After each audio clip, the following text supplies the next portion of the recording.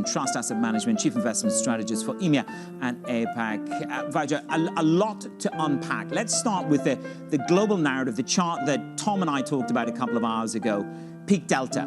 This seems to be a building narrative. I know we've been fooled before. Do you and will the Fed look at that chart, which suggests 7-day rolling averages down by 12% on delta in the United States of America? Are we at peak delta, and have we passed peak angst?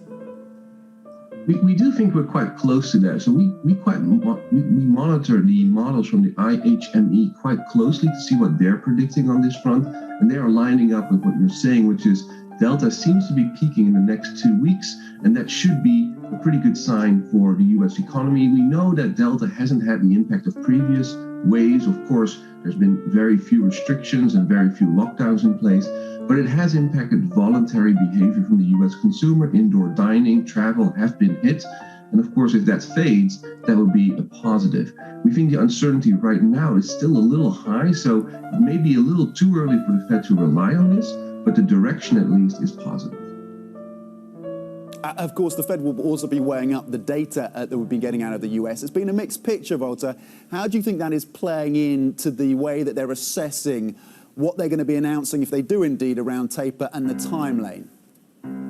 Yeah, you're absolutely right. The data has been mixed. Of course, we got that weak retail sales report last week, and then yesterday we got a tick down in the PMIs as well. So again, from a Fed perspective, it's all about how do you marry that coincident data with the leading data, and how do you sort of look at the outlook for U.S. economic growth?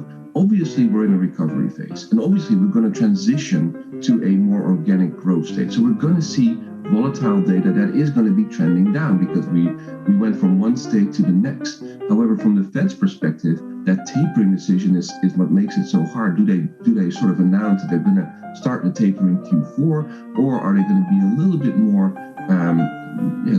relaxed and a little bit more cautious and go for that Q1 date? We think it's the latter. We think with the data coming in a little below expectations and delta still providing a bit of uncertainty, they're going to hold off and start in Q1. But of course, we're going to find out perhaps on Friday whether that's the case or not.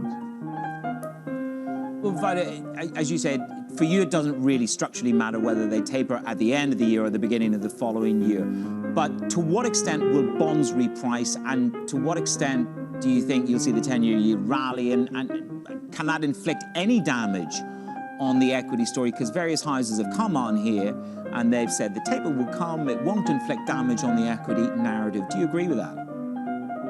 Largely we do. I mean, like you said, the tapering decision, whether it's Q4, Q1, doesn't fundamentally matter all that much. What matters is that the Fed is supportive, and that the recovery continues, and that the organic state of growth is a healthy one. What's probably more important is the state of inflation. And you've already touched on this. There is quite a bit of uncertainty as to what that more organic level of inflation is. We've gotten used to having core inflation around or slightly below 2%. Currently, of course, we're running far above that. But what happens when all those transitory COVID-related factors drop out?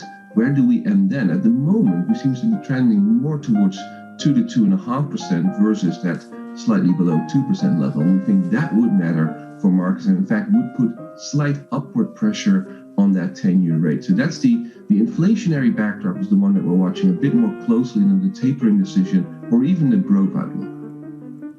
Okay, inflation still primary in terms of that focus rather than the question about the time frame for the taper. Walter, thank you. You're going to be staying with us. Walter Starkenborn of Northern Trust Asset Management. Right.